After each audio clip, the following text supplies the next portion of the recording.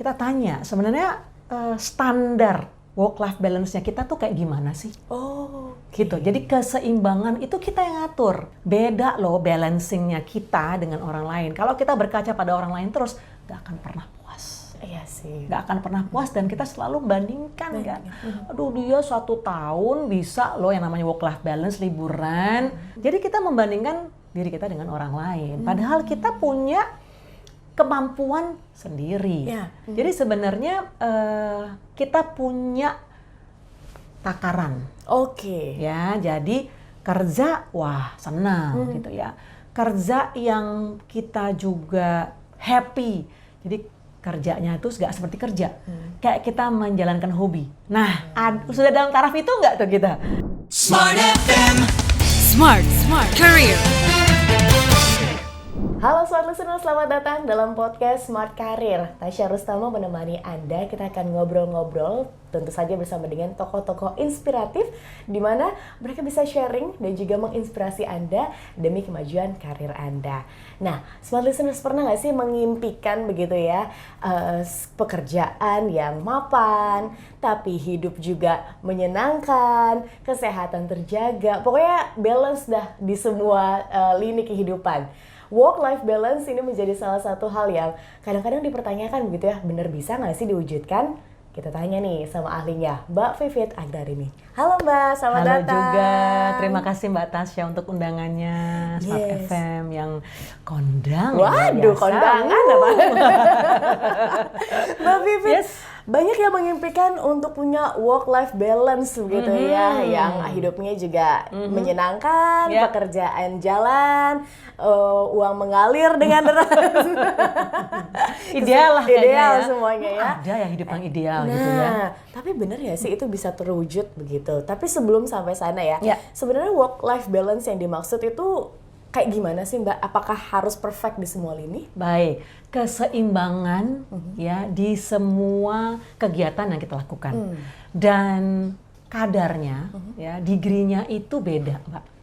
Jadi misalnya Mbak Tasya punya work-life balance X katakanlah misalnya. Vivit work-life balance-nya Y. Terus teman kita lagi yang lain gitu ya punya work-life balance-nya Z. Nggak bisa kita bilang bahwa ih Mbak Tasya keren banget sih, aku kepengen loh kayak Mbak Tasya nih gini gitu ya. Atau sebaliknya gitu. Kita mirroring gitu ya ke orang lain. Kita tanya sebenarnya standar work-life balance-nya kita tuh kayak gimana sih? Gitu. Jadi keseimbangan itu kita yang ngatur.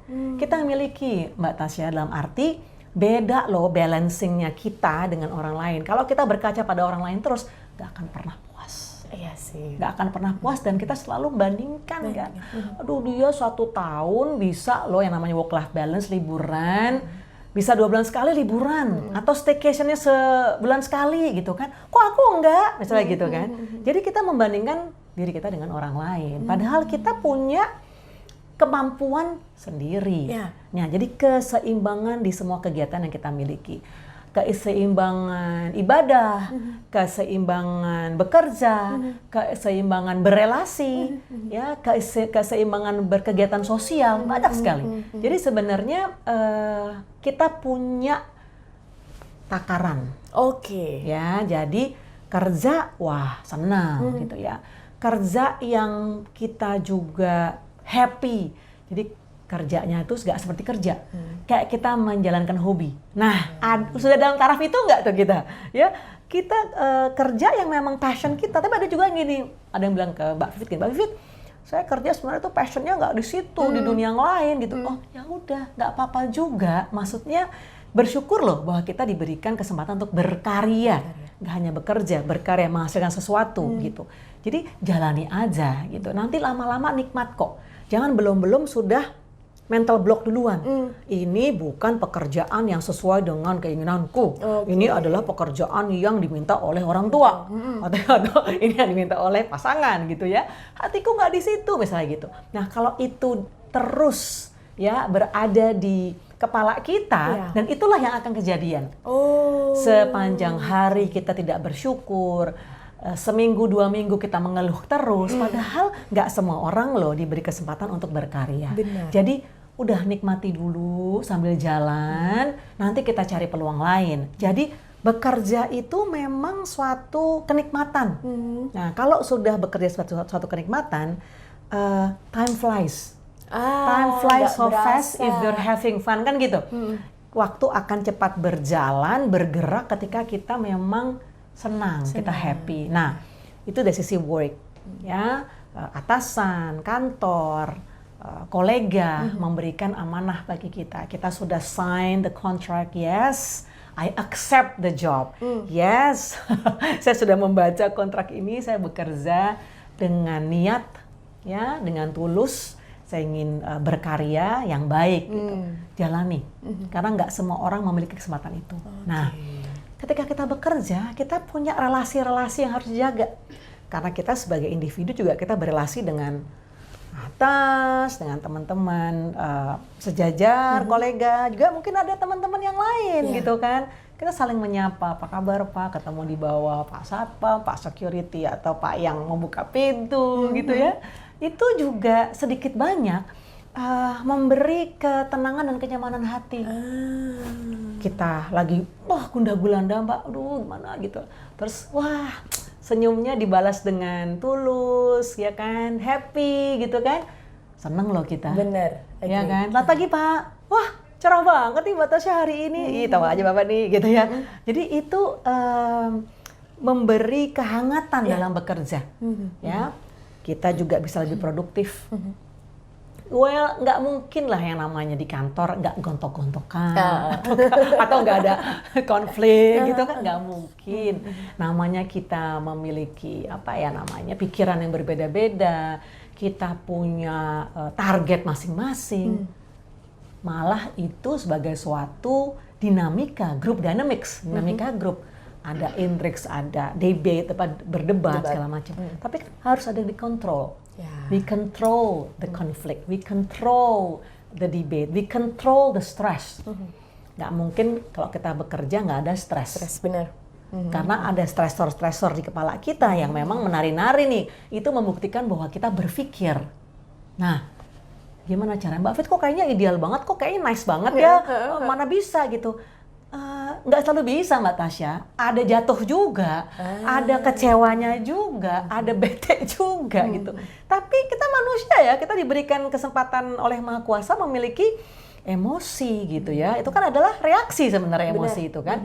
Tapi kita kontrol. Nah, dari sisi work-nya. Terus hidup, work, life, kehidupan kita sebagai individu profesional, karena kita menjalankan profesi yang sebaik-baiknya di kantor. Kita bertanggung jawab dengan tugas, perintah, assignment gitu ya, project yang disampaikan ke kita sebagai profesional. Tapi kita juga punya personal life, ya kan Mbak. Ada orang yang kerja Senin sampai Minggu karena weekend itu dia kerjanya di IO. Justru Sabtu Minggu keluar kota, ya kan, menghibur warga Indonesia di seluruh pelosok negeri gitu kan. Di Sabtu Minggu justru dia nggak ada di Jakarta, maksudnya bukan Jakarta, nggak ada di rumah gitu kan ya, nggak ada di rumah berkumpul dengan keluarga. Tapi selalu ada hari-hari yang dikompensate, yang diganti. Jadi kita cari kompensasi kita itu untuk hidup kita tuh apa? Ada yang untuk agar balance, ikut grup lari. Oke, komunitas lari begitu ya. Iya kan, bisa ngobrol sama teman sesama pelari. Terus juga menikmati foto-foto, ada fotografer olahraga tuh yang saya suka lihat banget tuh Mbak kalau lagi di hari Minggu ya, kalau di Jakarta kan ada Car Free Day gitu kan. Waduh, mereka giat sekali gitu ya mengabadikan mereka-mereka yang memang sport enthusiast. Ada yang bikers, ada yang runners gitu. Kita cari life balance-nya apa. Oke. Olahraga. Berarti lebih ke hobi begitu ya Mbak? Hobi, kesukaan, dan komunitas. Komunitas, oke. Cari Mbak, cari kegiatan yang memang menyenangkan. Maksudnya gini, kalau kita masuk komunitas ternyata bikin ribet diri, banyak ya, tambah konflik gitu ya, tambah kayak, aduh konflik kompleks banget pikiran, dipikirkan lagi. Oke, berarti aku ganti komunitas deh gitu, atau frekuensi yang kita di komunitas tersebut dikurangi, bukan langsung mundur atau resign atau buru-buru live group gitu, jangan juga ya, dikit-dikit live. Sayang, jejaring itu sulit untuk dipertahankan, ya diraih jauh lebih mudah, ya kan. Tapi kesempatan-kesempatan itu ketika kita membuka network yang luas ada. Nah, tadi sports. Ada lagi yang cari untuk kesibukan diri. Enggak Mbak, aku bukan orang yang suka di kerumunan. Aku seneng aja kalau di rumah nata-nata dapur gitu kan, kamar diganti layoutnya gitu kan, dekorasinya dibikin yang seru. Loh, itu kan masing-masing. Kan nggak ada yang kita bilang bahwa, ih lu rajin banget sih, ngapain sih gitu kan, bolak-balik ganti spray gitu kan, ganti gorden, hunting sana sini cari perabot rumah, itu kan boros tahu, gini-gini misalnya ya, ada teman yang menyampaikan kayak gitu. Loh, kan kita tahu konsekuensinya dan beda, membalance diri kita dengan orang lain beda. Cari Mbak, jadi jangan istilah kata gini loh, ya doh hidup udah rutin lah, rutinitas Senin sampai Jumat ya, Sabtu Minggu kalau ada acara arisan atau datang ke wedding atau apa gitu terus vakansi cari yang mau life balance, work life balance tuh. Sekarang vakansi juga kan banyak tempat ya, mau staycation nggak harus keluar kota. Wah, nih ada tempat lucu nih di dekat daerah kita gitu kan, ngumpul-ngumpul sama teman, foto-foto, terus cari tempat yang instagramable, kita upload di sosmed kita, teman-teman nanya itu di mana tuh, gini-gini. Bukan bermaksud untuk ria, pamer, enggak, tapi justru postingan kita itu memberi informasi yang positif ke teman-teman. Mau relaksasi nih, mau refreshing nih gitu. Ada loh tempat seru di daerah kita gitu. Jadi memang kita upayakan apa yang bisa membahagiakan diri. Karena I always believe happiness is created. Bahagia itu kita yang nyiptakan, Mbak Tasya. Dan apa ya, kita nggak bisa bilang bahwa Allah gitu aja udah seneng gitu ya. Orang lain beda-beda. Jadi keseimbangan bekerja ya sebagai professionals, keseimbangan hidup sebagai pribadi personal yang punya keluarga, punya tadi relasi-relasi yang inner circle kita gitu, sebaiknya memang kita bangkitkan. Kita apa ya, harus diusahakan begitu ya. Apa ya Mbak, kita harus terjaga. Jaga terus. Jangan sampai nanti kalau udah burn out, lelah, terus keputusan itu sesaat karena being emotional, yang marah gitu bahwa I'm so tired gitu, aku capek gitu. Akhirnya keputusan itu tidak secara riset, kita ya sesaat aja, sayang. Karena tadi di kantor sangat burn out, kayaknya kita nggak bisa ngikutin toksik banget misalnya kayak gitu kan. Dimanapun kita berada, kita pandai dong untuk beradaptasi dan belajar gitu. Tentu dengan ya ada peristiwa yang kita keblasuk-blasuk atau kita jatuh, kita kecewa. Situasi nggak selalu ideal. Iya, but that's life. Kebahagiaan dan kedukaan itu beriringan. Begitu juga dengan kesuksesan, kegagalan tuh beriringan kok Mbak. Jadi ya begitulah ya, maksudnya kita yang bisa menaungi diri lah, kita berselancar di ombak sedemikian hebatnya. Seperti apa ombak itu ya, kita nikmati ombak itu. Jangan lari dari ombak. Jangan lari dari ombak, tenggelam nanti. Bener banget. Smart listeners, jadi ternyata work life balance tuh bisa loh diciptakan ya Mbak, diusahakan begitu. Nah, bukan nunggu situasi yang berubah begitu, tapi kita yang harus mencari. Nunggu orang lain bantu. Gitu. Kita yang upaya. Kita yang harus bergerak, kita yang harus upaya.